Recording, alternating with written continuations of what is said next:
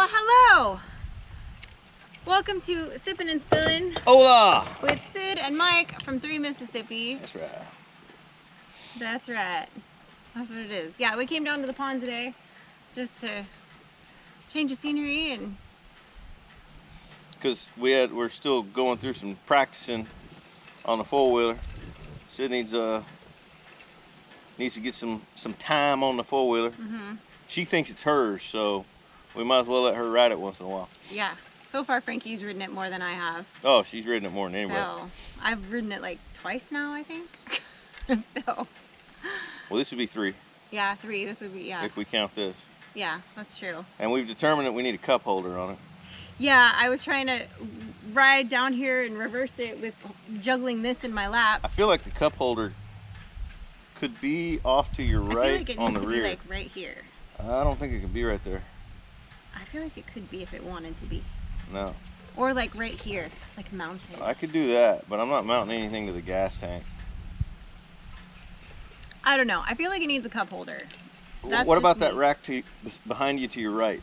Like if you were sitting on it, Yeah, that'd be fine. that's I mean, your it left, just needs. but whatever. Well, I'm just saying because the camera. But yeah, I mean, it was a little bit of a struggle bus to carry my water out here. Well, you know, and I did get attacked by a giant spider when I got on the quad. It wasn't really an attack. It was on me, and it was There was a giant spider. It wasn't even a giant spider. very There long. was a spider in your wingspan. vicinity. It was like in your zip code. No, it was on me. It was on my arm. I looked down and I was like, "It's a tarantula. It's not a tarantula. It's definitely not a tarantula. It was not a tarantula, but it was a BAS. Big ass spider. Yeah. It's gorgeous out here today. It is. It's a beautiful, like, warm, breezy fall day. We're supposed to get a pretty decent thunderstorms rolling through here on Tuesday evening, late afternoon evening. Yep. Which is good because we need the rain. And Mike spread the seed on the one plot because it was supposed to rain. And then it didn't rain. So It that didn't rain. seed's been out for 8 days Yeah, and had it, like, misted. 0 germination. Yeah. But I mean, it's still viable. Right. So if we get rain in the next couple days, it's fine. Yeah. But I'm gonna spread, as soon as we get done filming Sippin' and Spillin', I'm gonna go spread seeds on the other plot today and get that ready for hopefully that rain that comes on Tuesday. Yeah. And then I'll have both of my plots Plotted. plotted. Yeah. Just like a man out there spreading the seed. What are you gonna do? Yeah. Yeah. So, and then we're gonna, you know, for us, obviously, you guys are seeing this on Monday, but it's Sunday for us. So we had a busy morning. We have to take Frankie to church a little bit earlier on Sundays because she joined the choir. So she has to get there a little bit earlier because they do a quick run through. And then they do it again after church. well, no, they have a rehearsal for the following week. Right. Yeah. So she has rehearsal right afterwards. But so that gave us time to like run down to the grocery store, pick up. I got some nice steaks. I'm gonna be barbecuing this afternoon. Yeah. And Becca's gonna fire up the grill and. yeah, after I go spread seeds on the deer plot. Somewhere in there, I'm supposed to give you a haircut. That's true. Because he's been complaining he wants a haircut for like 2 weeks, but then he doesn't like say, "Hey, can you do it right now?" Like it's always like when we're walking out the house, I need a haircut. Well, I can't do it right now. It's usually when I'm looking in the mirror, about to go somewhere, going, "Man, I need a haircut." Yeah. The rest of the time, when I'm out here doing work, I don't need a haircut. I mean, I only need a haircut when I'm like, "Oh, we're on our way to church. I need a haircut." Can't hide it under a hat there. Yeah. Yeah. Yeah. But we're also supposed to start working on the garage today. We've been supposed to start working on that for a minute. So here's part of the problem with that. Mike doesn't want me to do it by myself because a lot of it is his stuff and he's afraid that, I don't know, I'm going to sell it on the black market, throw it away, burn it, I don't know. It's not that I don't want you to do it by yourself. I would love for you to do it by yourself. Nothing would make me happier than to not be involved in that at all. It's that I need to be involved initially. To a degree. Because Yes, we I have shelves to set up. Yeah. We have that's some fine. decisions to make about where and how the layout's it. going to be. And I'm looking forward to getting it organized though, because I'm the type of person that those of you that have been following us on 3 Mississippi for a while, you know, we've always kind of kept a certain amount of surplus of things around. So I like to have. yeah, we're preppers. Yeah. So, and there's certain things that I keep for the household that outside of just food items that I like to have kind of stocked and organized. And so, you know, like toilet paper, paper towels, you know, cleaning products, things like that. So I like to have those kind of at the ready, and I've got them, but they're just kind of in boxes and shoved in a corner right now because he's like, well, don't unpack anything or don't put it, because we don't know where we're going to put it yet. Right, I don't want to move things multiple times. Which makes it tricky for me because I'll be like, oh, I know I saw this, I know I have it, I need to find it. And then you like, we can't find one box of pasta right now. I know where it is. And we brought a lot of pasta with us from the prepper pantry. It ended up in the workshop because I saw it. Really? Yes, because but here's the problem. I actually took a box of it out like weeks ago. In the workshop? Yes. Why didn't you bring the whole thing back to the garage? Because the garage was a disaster at the time. Fair enough. It's better now because we moved some stuff, but it's still not ready. So there's still some prepper food in the workshop? Yes, sir. Oh, we got to put Frankie on that while we get started in the garage. Find that stuff and bring it over. Yeah, so, which will be helpful to me because it's really hard sometimes when I'm going to the store and I'm like, some of our, you know, pantry staples, like some of our beans and things like that I like to keep a certain amount of. I'm like, shoot, I know I have more of this, but I don't know where it is. And I need to make X, Y, and Z this week, so I need to buy more beans, which is not a big deal, but it's just one of those things where I like to rotate everything. Yeah. So. Plus, I like to do a kind of stock up run like once a month, where we go take 10 minutes, look through the well-organized pantry quickly, make some notes, you know, and then go to the big box. You know, usually for us it was like either, you know, the Costco or one of the places where you can buy in bulk. We don't even know where we're going to go here, where we can buy in bulk. No, I know where we can here. Yeah. Okay. But then, you know, you go stock up on the things that you're running low on. Yeah. Or that you don't have a surplus of. Right. And that's too the stuff that a lot of times we would normally make ourselves because we're raising, growing, and all of that. We don't have that stuff established yet because we just got here. We're not even through our first full season of everything here yet, you know? So we basically got here at the tail end of summer into the beginning of fall. And so, you know, we missed planting certain things. We missed a lot. So it just kind of, it feels weird to be behind in that sense of not having our own mason jars on the shelf of our own stuff, because we brought a lot of things with us from our prepper pantry. Those of you that were following our journey before our move, you know we talked about that, of the things that we want to take, the things that we can't take, the things that we're going to take, the things that don't make sense to take. And we gave a lot of food to our friends and family that we had jarred ourselves, because it didn't make sense to try to figure out how to pack them safely. I didn't want to risk those breaking. Yeah, so we brought a lot of cases of new canning jars, or not even necessarily new, but ones that would fit in cases that we could pack. Right. You know, they're packed in tight and they traveled and not one broke. Yeah, not one. Not a single one broke. But if you think about it, when you buy glass jars at the store, they got there on an 18-wheeler. Right, they've been trucked and packed, and but when you're talking about loose jars full of food that you're trying to then, of different sizes that you're trying to pack up, it gets a little bit, and then if one does break, then you've got a real mess on your hands over everything else. So we thought about it and we were like, it's not worth the risk. I feel like we took a calculated risk. Yeah. We traded out some of our prep for a location and environment where our prep could be so much better. Yeah. Right? Which leaves us a window in this new location where we're not as prepped. Right.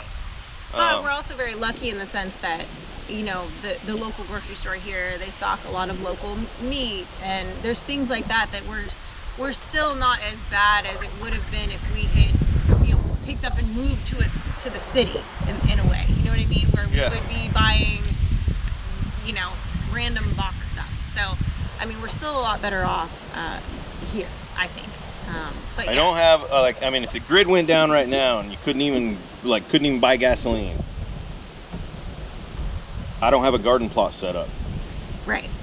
I would be doing that with shovels and rakes by hand. That would be a bummer. Right. But by this time next year, by the time we've been here one full season, we'll be pretty close to back where we were in a lot of aspects, but with so much more potential. We may not have as many animals as we had after only being here 1 year, but we have natural animals that live on our property. We'll be harvesting deer and putting those in the freezer. So, Yeah. Yeah. Well, yeah. If you guys watched the video that came out this Sunday, we showed quite a bit of our trail cam footage of a lot of the wildlife, the deer especially, that are on this property that hang out here quite a bit. We have a lot of deer here. We have a lot of deer here, and they're, you know, it's funny because yesterday, our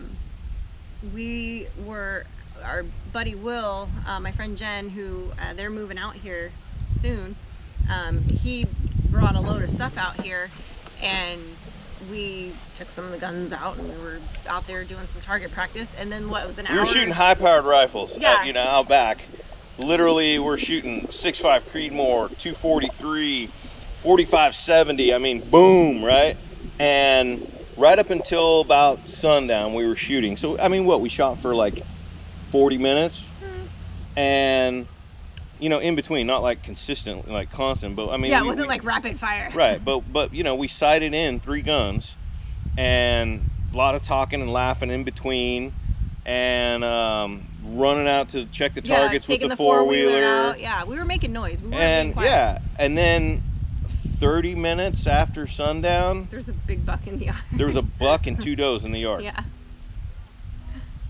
So, I mean, there's a lot of deer here, and frankly, they're not that skittish. Yeah.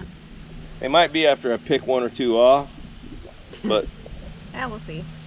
Then the freezer will be full. That's true. Well, he did, and that'll be in Friday's video. We took, Mike got a deer feeder, and we got that all put together and took it out to the food plot and got it all set up, and so it's there. I would call it a deer baiter. Deer baiter. Okay. Yeah, I mean, I don't know. The feeder really is. They call it a feeder, but I mean the deer plots are the feeders. That's actual healthy food. It's good for the herd, but the which throws corn out. I mean, that's how you really try to control where the deer is going to be when you want it to be there. The plot, you know, they'll definitely. Date. It's like a dinner date. They're going to be the dinner, and they don't know it. Right. Right. So. And we did get some pretty good camera footage of I think 3 or 4 bucks, at least 4 bucks. There's at least 4 bucks on the property. 2 of them are a little bit nicer forked horns. They're probably like a 1.5-year old deer. One of them is kind of a long, real narrow spike. Might be his first year. One of them is a spike and a nub. Probably his first year. So they're all, where I'm driving at with that is all the bucks that I've seen on our property are young bucks, which tells me that either the older bucks are getting harvested. I think that somewhere around us, somewhere near to us, somebody hunts younger deer, younger bucks, than what a lot of people would. Otherwise we'd be seeing some 6 points, some 3-year-old 8 points, you know. Those are $half, as I like. Yeah, we're not seeing any of those.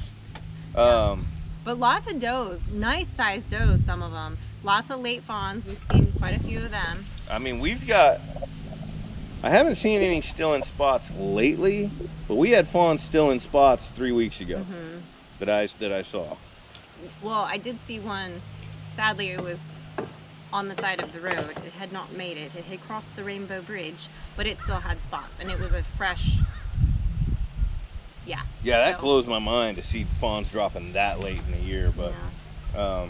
Well, I mean, it was. What did they say? It was like unseasonably warm longer, a little bit longer. Somebody was saying, so maybe that had something to do with it. Yeah, but that should not impact when. I don't make the deer ovulation rules. When a doe goes into estrus, that's a cycle that is in the biology, and it's based on an average of seasons over a long period of time. I don't know what to tell you. So I don't know. I just think that what happened was, and I don't know for sure, but I made chat up some of the guys from the Mississippi State Extension down there. I think what happened was we have so much awesome food here, so much like really, really high quality food in this area that last year's does, a lot of them made it up to 70 or 80 pounds before winter and wound up going into estrus, which would then kick in a second rut. I wasn't here for the hunting season, so I don't know how the bucks were acting. If I'd have been here, I would know, because you know when bucks are in rut.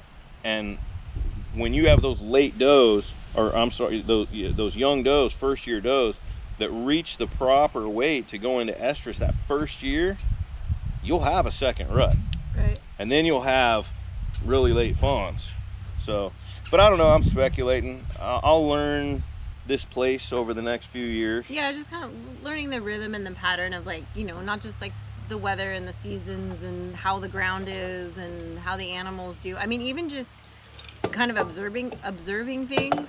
There's bugs that are now out that are different flowers that are out that we hadn't seen. Late fall flowers that blow my mind. Yeah, totally different set of like songbirds and things that have come out in the last few weeks. So it's kind of interesting to see the shift, and of course it's beautiful, you know, with the trees turning colors, and you know, it's really nice. It's we're loving it here, you know. So yeah, you know, some days in the fall here feel almost like spring. Yeah.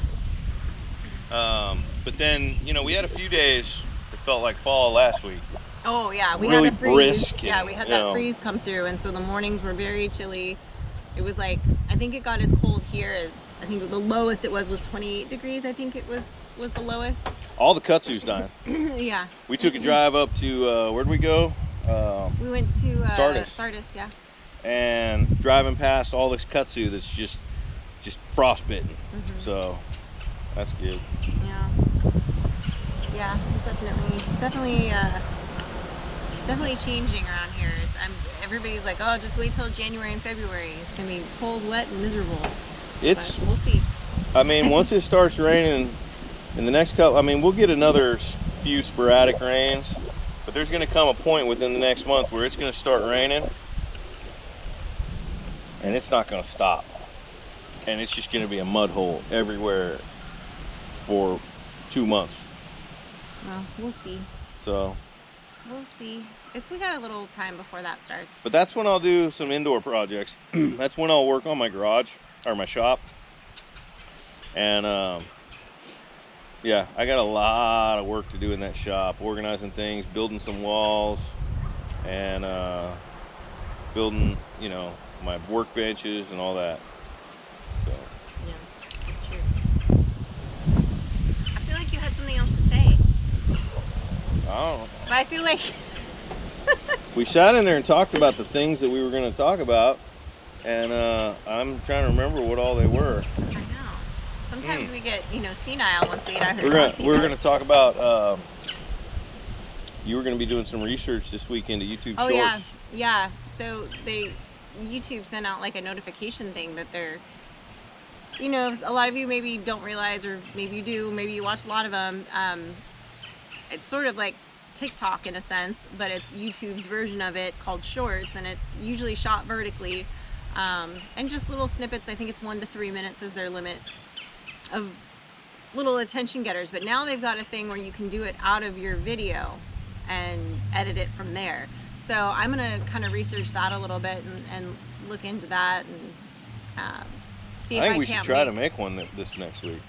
Well, that's what I'm saying, is I have to look at it. So yeah, but I'm gonna probably working on that the next week or so to try to get that dialed in a little bit, and maybe put a couple of them out, you know, over the next few weeks and see. It'd be cool if we could do like a couple shorts a week, and it didn't add too much workload. Right. That's key, is, you know, when we're shooting as many Sippin and Spillins as we're shooting, and we missed a couple recently. We missed one last week when Will was here, and we missed one like a week and a half before when Jen was here, just because, you know, it's hard when somebody's staying at your house. It's hard to be like, sorry, we have to like walk outside and talk to ourselves. Well, plus we're trying to help them. Like, she's running around all over like upper Mississippi taking Jen around doing stuff, and Will, I was helping him unload some stuff out of his, he brought a vehicle on a trailer that he left here, and it was loaded down with a whole bunch of stuff, yeah. tools that we then had to move into the shop. And I'm sorry, are we boring you? No, I'm sorry. You're over there just fighting back the yawns. I'm sorry. Like, I'm a little sleepy. I didn't probably have enough coffee this morning, and then I did sleep well last night, but I didn't sleep quite long enough, and so I'm just a little bit tired, just a little bit tired, but that's all right. I'll get to bed early tonight. I'll get a good start tomorrow on the world. So better be ready for me, because I'm coming for it. I'm just saying. So we're gonna make a better effort to stay on task. Part of the problem is I got to make sure I have to be a little bit of a slave driver to keep things on schedule, and if I'm not the slave driver on that, sometimes we get off. So I have to be okay with nagging him until he gets mad at me about, like, hey, we're filming now. Like, we're doing it now. I just noticed a standing dead tree over there while you were talking. Okay. So I want to figure out what kind it is. This one? Yeah, you see the one that's split at the bottom? Yeah. Goes up. Yeah. It's dead? Both of those are dead. Oh, well. R.I.P. tree. But if it's a good hardwood, that's a good smoking wood. It looks like it was almost maybe a pine tree, but I'm definitely was not a pine tree. Oh no, it's not a pine 100%. tree. You're right. It's something else. I don't know. I can't see it very well from here. Anyway, so it's hard sometimes, you guys. I know we miss sometimes once in a while with Sippin, and it's bound to happen. Like, somebody's gonna be sick or something's gonna come up or whatever. But we're try, to really keep a good schedule and get Sippin and Spillins out to you guys, and as well as keeping the YouTube videos now that we go live on Wednesdays. Those videos go out on Fridays and Sundays. And then, I'm going to try to, like I said, look at adding some of these shorts, peppering those in there, and, see how the response is to those and see how that goes. And there was one more thing I was just going to say, and it just escaped my brain. I need ginkgo biloba. Biloba. Something like that. I don't know what you're talking about. I don't know either. All right, guys, well, we're going to get in there and get to work on that garage. We've got a busy week ahead, lots of things. We still don't have Kenny back. I thought of one of them that you were going to say. What? Well, the Kenny thing was one of them. Yeah, Kenny's still missing. But Sid shot a 45-70, the gun from Jurassic Park, and we did not tell her. Jurassic Park? Yeah.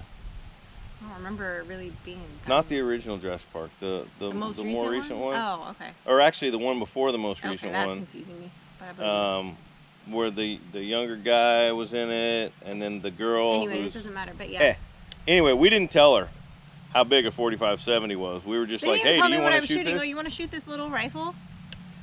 That's how they build it to me. This little rifle. Cause see, it's got a short stock. You can hold it. See, it fits you well. Yeah, you should fire it. She did good though. And I was like, and after I fired it, I was like, that was really aggressive, guys. Thanks for the warning. All right, guys, so apparently it corrupted the last file while we were filming Sippin and Spillin. It was acting weird when I went to go turn it off, and that whole last file of us saying what we were saying about out there with the pew-pews, that's going on Patreon. We are still waiting on getting Kenny back. That set us back a little ways with working on the chicken coop. And so because I can't really edit it, I'm just filming this little clip to add on to it. Sorry guys about that. Sometimes when you're working with electronics, things just go that way, and today it went that way. So I hope you all have a blessed week, and we will see you tomorrow.